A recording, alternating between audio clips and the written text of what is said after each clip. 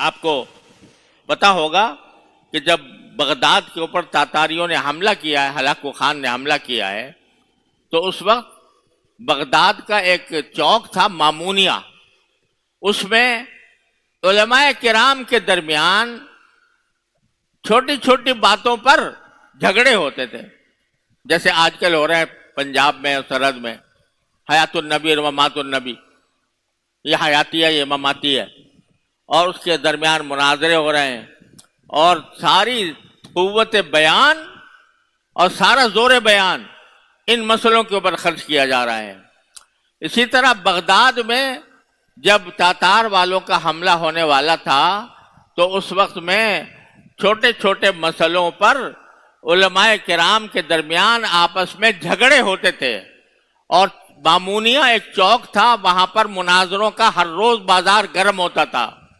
اور ان مناظروں کے اندر ایک دوسرے کے اوپر طعن و تشنیع ہوتی تھی، اور تاتار کا فتنہ دروازوں پر دستک دے رہا تھا۔ چونکہ وقت کی نزاکت کو نہیں سمجھا اور ان بحثوں کے اندر مبتلا ہو گئے، تو ہلاکو خان نے آ کر بغداد کی اینٹ سے اینٹ بجا دی، نہ اس مسلک والے باقی رہے نہ اس مسلک والے باقی رہے،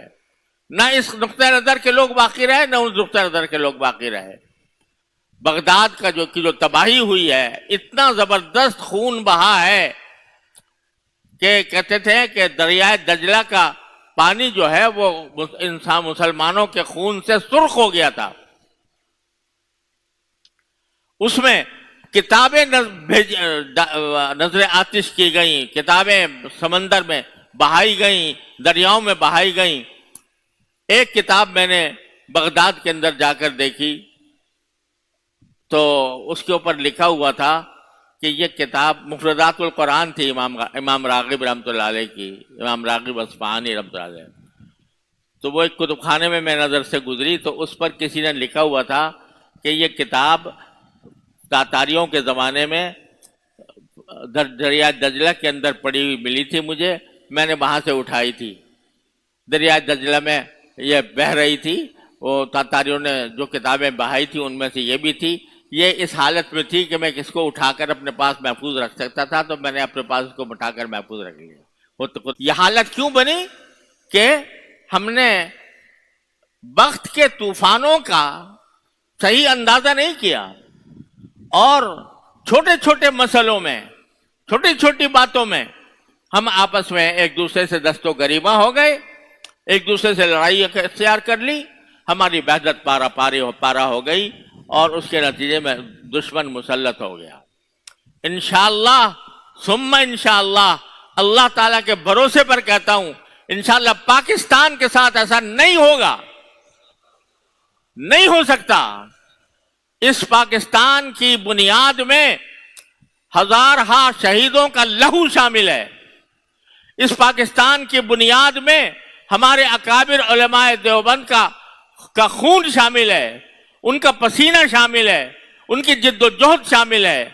اور اس کے نتیجے میں اللہ تبارک و تعالیٰ نے ہمیں ایک ایسا ملک عطا فرمایا ہے جس کے دستور کا پہلا جملہ یہاں سے شروع ہوتا ہے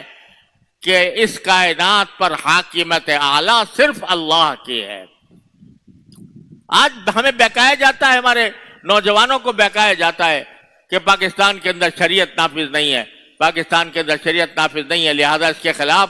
جہاد کے لیے کھڑے ہو جاؤ، اس کے خلاف ہتھیار لے کے جد و جہد شروع کر دو۔ یہ سبق پڑھایا جاتا ہے۔ یہ سب وہاں کے کھڑے کیے ہوئے لوگ ہیں جو یہ نعرے لگاتے ہیں۔ الحمدللہ ہمارا دستور اس وقت پوری دنیا میں اتنا اسلامی دستور کسی ملک کا نہیں ہے جتنا پاکستان کا ہے،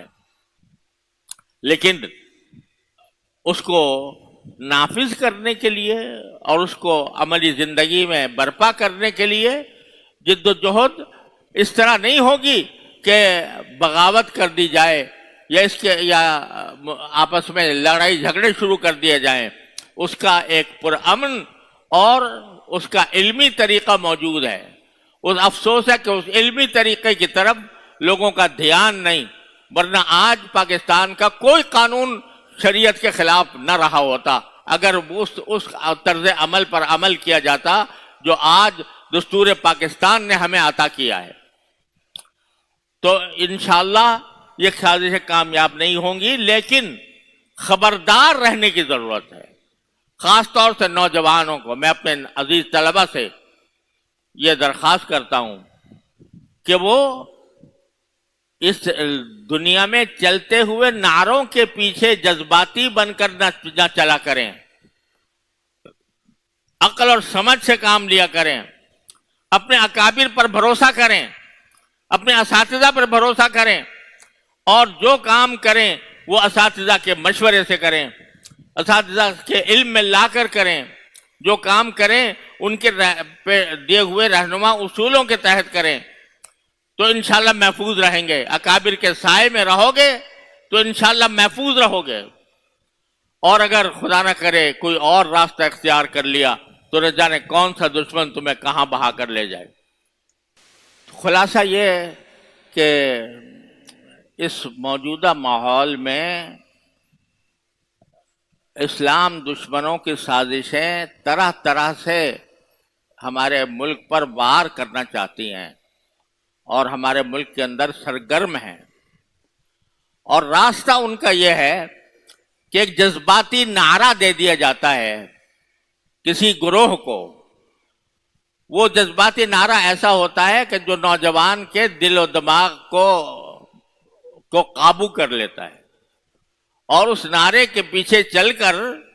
وہ یہ سمجھتا ہے کہ میں اسلام کی بڑی خدمت کر رہا ہوں، میں ملک کی بڑی خدمت کر رہا ہوں، میں جہاد کر رہا ہوں. یہ تصور اس کے دل میں پیدا کر دیا جاتا ہے، اور اس کے نتیجے میں جب مختلف گروہ ہو جاتے ہیں تو ان کو باہم ایک دوسرے سے لڑا دیا جاتا ہے. گالی گلوچ کا ایک طوفان برپا ہے. آپ دیکھیں جو ہمارا سیاسی منظرنامہ ہے اس میں آپ دیکھیں کس طرح قوم تقسیم ہو کر رہ گئی ہے. اور تقسیم کس طرح کہ کوئی دوسرے کی بات سننے کا روادار نہیں،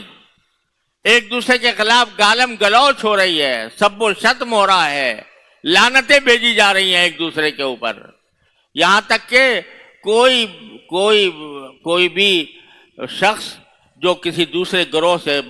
تعلق رکھتا ہو اس کی جان مال آبرو محفوظ نہیں ہے.